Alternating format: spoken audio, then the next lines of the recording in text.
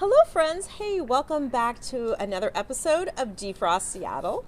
We are so excited that you guys are joining us this morning. And today we have a special guest. Her name is Joanne Edinberg, and she is an eating psychology coach. Welcome, Joanne. Thank you so much for having me back. You bet. And I'm Margaret Elizabeth. And I'm Rafael Rodriguez. We are excited to have, this is our part 2 of having Joanne on our show. If you missed the first episode, we were talking about our body relationship. So if you want to learn more about your body relationship, be sure to go back to our YouTube or our Facebook, Instagram, or LinkedIn profiles and check out our first episode. So this time we're going to be talking more about your relationship with food, and there's so many interesting ideas around food. Mm-hmm. What a great topic, and I think so helpful. You guys, before we get started, I just want to share with you my experience I've had with working with Joanne.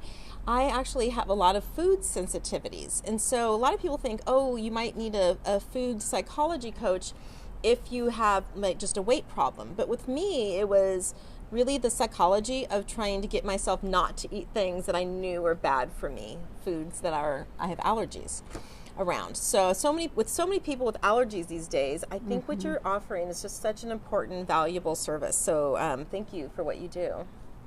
Sure, yeah. Can you tell me a little bit about some of these myths around food and what you should eat and shouldn't eat?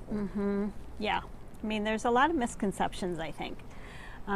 Weight in particular, you know, there's this idea that you just have to eat less and exercise more, and that's the key to weight loss. When in fact, the exact opposite is true. That actually works in the short term, but our body is meant to survive.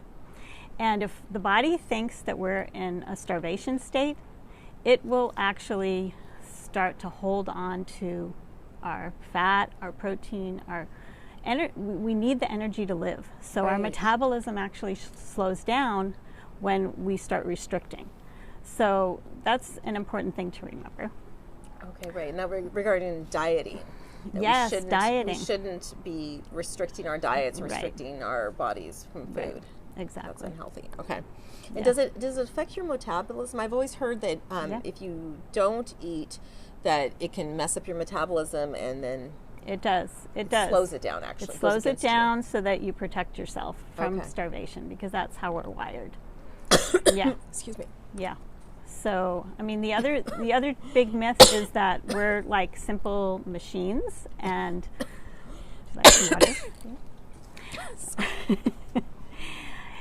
and the reality is we're very complicated. You know, stress in particular has a huge impact on how we metabolize our food. And so we're meant to metabolize and digest when we're in that relaxation mode. It's called rest and digest. And everything that we need to happen to digest food and to metabolize well happens when we're relaxed. When we're stressed, the opposite happens. So not just when we're stressed when we're eating, which could be anything from just eating really fast or multitasking, or, you know, having an argument with someone during your meal. But if we're in a stress state, like a chronic low-level stress state all the time, that can also impact our digestion. I find that so interesting because a lot of people don't think about this, that our mood and our emotions are affecting our weight. Exactly. A lot of people think, oh, it's just about exercise and what you eat, but actually, you know, so all this weight, like when you have a tire around your waist, it could just be from stress. Exactly. And you do see some people who just are, you know, stressed all the time, and they do have that, you know, the belly fat specifically. Exactly. And that might be, you're saying, just from Yeah. not having your body in the right mindset to help your metabolism. Exactly. So there's so many Digest things properly. that you can do to help that. And so the food itself is important, particularly the quality of food, in my opinion. But who we are as eaters, you know, how we eat, when we eat, where we eat, why we eat especially, all have an impact on how we process our foods. Yeah. So it's interesting. I mean, if you're a super calm person, but like all you eat is like highly processed food, ice cream all day, every day, but I'm super calm, I'm eating like in regular intervals, I will still like accumulate a lot of weight because I'm putting the wrong fuel inside of the machine. Mm-hmm. Yeah, I mean, I think the body eventually will say, okay, that's not really doing what it wants, Yes. you know. But I think there's more emphasis put on that than you'd think.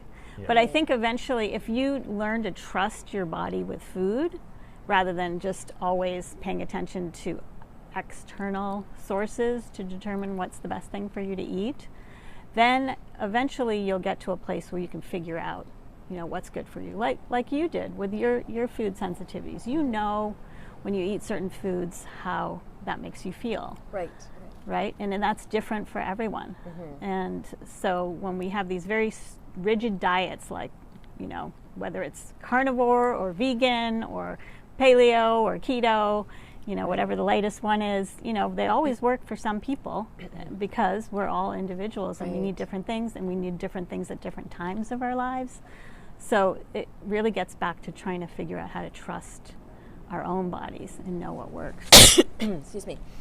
So one of the big trends right now is intermittent fasting. Mm-hmm. And I know there's all kinds of diet trends that kind of cycle through. How do you feel about this new one, which is not as much about what you eat, but when you eat? I think when you eat does make a difference, but again, it's very individual. What I've read is intermittent fasting tends to work better for men. I think that they're wired more for that kind of eating. Lucky you.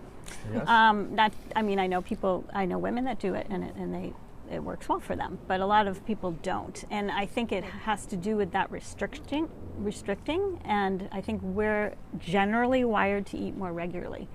Now, we also metabolize our food the best around noontime, when the sun is highest in the sky. Interesting. That's an interesting fact. So I think intermittent fasting works best for your health and your body when you have it skewed more toward the beginning of the day. They've done studies where, in terms of weight, if you eat all your calories in the first half of the day versus the second half of the day, the people that ate at the beginning of the day, their weight is maintained. The people that eat at the end of the day, they gain weight. Same exact diet, same number of calories, exact same food. So it's a lot better for you to not eat, I heard, like, say, past 6 o'clock or, several hours before you go to bed. Skip dinner, then skipping breakfast. Then. Yeah. But, again, you got to pay attention to your body, because restriction really messes up the body in a lot of ways. So Right. But that really good, interesting point about breakfast. So I learned something new recently, that breakfast really means break fast. Mm-hmm. So this really just blew open my mind, because what I realized was that it just means that it's the break of the fast that you've had all night long. And if that's the case, then do we really need to be eating our cereal in the morning like we've been told all these years, Do we really need to wake up and have that very first meal that we feel like we should? And so what I've started to do is not do breakfast. And I wait till about noon now. And the weird thing is I feel so much better. I have a big meal at noon, and then I try to have a lighter one later in the day. But for me, my body seems to actually be happier having a longer break without food. Yeah, and that's true for a lot of people. So it comes back to trusting your body and experimenting. That's what I do with my clients. Just let's try this out for a couple of weeks. Right. See how you feel. If you feel better, continue. If not, you don't need to. Yeah, exactly. And that's what Joanne is so good at, you guys, is she's so good at really helping people to read where they're at, to learn to trust yourself and how you feel, and not go by what everything else says out in the world. Really just, comes back to yourself, really being able to trust how you feel and take the signs from yourself. And feeling good at that coming back to that relationship with your own body and being aware of how you're feeling. Yeah. Do you find that some of your customers are kind of numb to how and turned off and not really listening to their bodies? Yeah. I mean, I think most of us didn't really grow up listening to ourselves, and we've kind of shut off paying attention Right. to our emotions, because that wasn't really Yeah, because like we grow up like receiving orders from other people. Yeah. Now you eat. Now it's time to go to bed. Now it's time to this. Oh, you have to eat this, this, and this because mommy and daddy are asking you to eat this, and we just go into autopilot our entire lives, and then we come to a point and say, okay, now I'm in charge, and people just continue Oh yeah, following the same I thing am that kid. I'm that kid that was told you stay at the table until everything is finished, and I did everything to hide my food. I would like put it in little napkins, roll it up, and hide it under things, and I would do everything to hide the food. But no, I had to eat those lima beans eventually. And you know what? I still today feel compelled to eat everything on my plate, and it's just it's just so ingrained in my mind that I must finish everything on my plate, and it's really hard to break out of these mental cycles that we learn from childhood. for sure. Especially here in the U.S., because like here portions are huge. I don't know why. It means I'm eating a lot. No, just kidding. Yeah, and that was a shock when I moved here. Really? Portions here How are much bigger. smaller are they in Brazil? I don't know. Maybe that's why Brazilians are shorter. No, I mean, like, are we talking 50, 25%? Like, how much smaller? I would say that a regular portion, probably like 25% smaller. 25% less. Yeah. Oh, So isn't that fascinating? Yeah. So like here, the portions are bigger. Well, some of the tricks I have, you guys, is I use smaller plates. So at home, I have tiny bowls, I have tiny plates, and that way I feel that I just actually usually eat less because all my dishes are smaller. Yeah, the psychology and the mind can really Instead of supersizing everything, I Right, downsize it in my right. house. Yeah. Yeah. So that's good. Yeah. That's really good. So what about trust in food? Trusting yourself. I mean, this is an interesting one. I think about like the ABCs about trusting food. So there's appetite, there's binging, and cravings. These are three things that most people feel like they can't trust themselves around food because they shouldn't have an appetite, they shouldn't binge, they shouldn't crave foods. But the body is actually very smart, and you have an appetite because you need food. It's there for a reason. Right. And even binging, a lot of times when people are doing a lot of restrictive dieting, the flip side is binging. The body is just saying, you need more food. But then we feel so guilty about it because we think there's something wrong with that. And the same with cravings. A lot of times we crave food because we're needing something that we're not getting. Or we're restricting ourselves and depriving ourselves of something. So you know how people like to make their own decisions, and when they feel like they're being told what to do, they want to do the opposite, right? They They rebel. want to rebel. Yeah. So I mean, in either case, it makes sense, right? So just thinking about it in that respect, I think we really can trust ourselves, but we have to go back, like we were talking before, to really pay attention and listen and experiment and to see what works for us and not focus so much on what other people are telling us we should do. Right. So, That's a really good point. The Yeah. problem is like sometimes I wait, listen to my body, and it asks for ice cream. And- yes, sir. I'll and- get you some ice cream right away. in my opinion, I think that is fine because, sometimes I think it's good to allow ourselves to not be too rigid with food. If you have some food sensitivities or things make you feel really bad, or if you have diabetes or celiac or something, that's one thing. But in general, most people can eat most foods sometimes, and being too rigid makes us want them more. And it gives a lot of power to foods.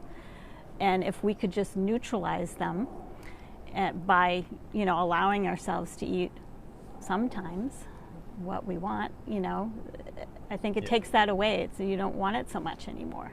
So, Right. yeah, I think that's important. That's really good. That's really good. Yeah. So what would be your biggest tips to give people when in regards to building that relationship with your body of, trust and, and having a healthier relationship with yourself? Yeah. Okay, I've got the ABCs this time. Oh, for good. This one. Okay, so A, I think, is allowing food. Not being too rigid about what we eat, because food is just food. It's not something that we really need to moralize. It's not good or bad, or even saying that food is healthy or unhealthy. That creates a bit of a issue, because when we eat the unhealthy food, we start to feel bad about it. We go into this eat, guilt, shame cycle. So eat, guilt, shame, and that just puts us in awful, the stress response, which is what we don't want when we're trying to eat. So being a little more free and flexible, I think is good for most people. Right. The B is breathe. So just breathing, taking a pause. I think a lot of the reason why a lot of traditions pray before they eat is to actually take a pause and to focus on what you're doing. So breathing can help put you in that relaxation response, and just take a minute to really focus on eating. Eat when you eat.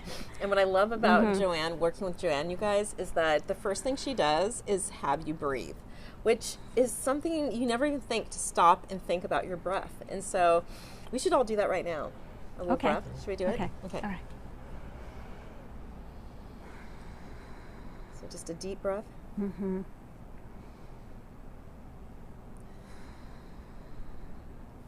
Isn't that amazing how your whole body, just all the muscles relax when you just take time to think about that? So your digestion works better when you're relaxed.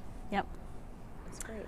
So allow food, A. Breathe, B. And C would be curiosity and compassion.